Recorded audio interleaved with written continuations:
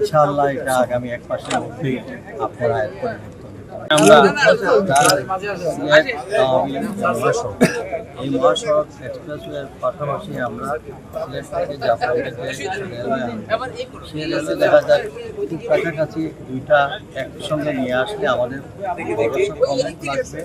যেমন একটা সারিগঞ্জের উপর যে ব্রিজ হবে সেই ব্রিজে আমরা এখন চিন্তা করতেছি দুইটা ব্রিজের দরকার নেই, এক ব্রিজে দিয়ে নিচে দিয়ে রেল গেল উপর দিকে তারপরে আমরা একটা কমার্শিয়াল কমিশনার, জেলা প্রশাসক, আমাদের রেলওয়ে সচিব, আমাদের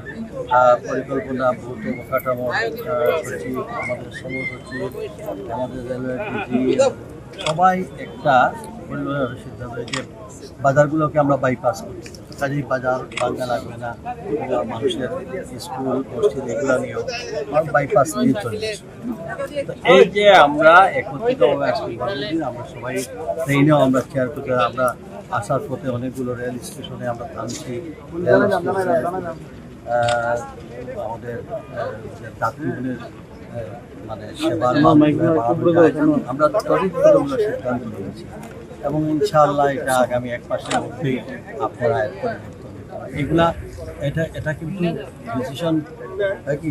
প্রত্যেকেই আমরা একজন আরেকজনের সহযোগিতা করে আমরা এগুলোকে সমন্বিতভাবে কাজ করি। এই দেশ আমাদের সকলের, আর আমরা ওই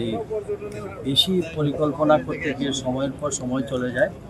কমন ডিসিশন এক লগে হয় না, কাজেই একটার লগে সম্পৃক্ত। জেলা প্রশাসন ছাড়া আমরা জমি অধিগ্রহণ করতে পারবো না, আর জেলা প্রশাসনের সঙ্গে আমাদের রেলের আর সড়কের যদি সমন্বয় না হয় তাহলে দুইজন দুই দিকে চলে যাবে।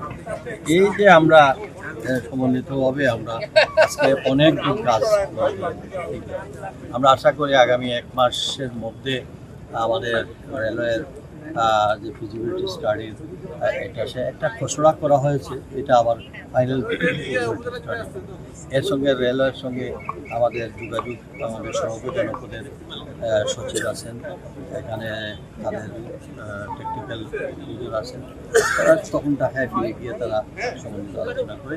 আমরা একটু ফাইনাল করি। ধন্যবাদ। এই অঞ্চলটা এলাকা, এখানে নতুন যেহেতু পাথরবাড়ি বন্ধ,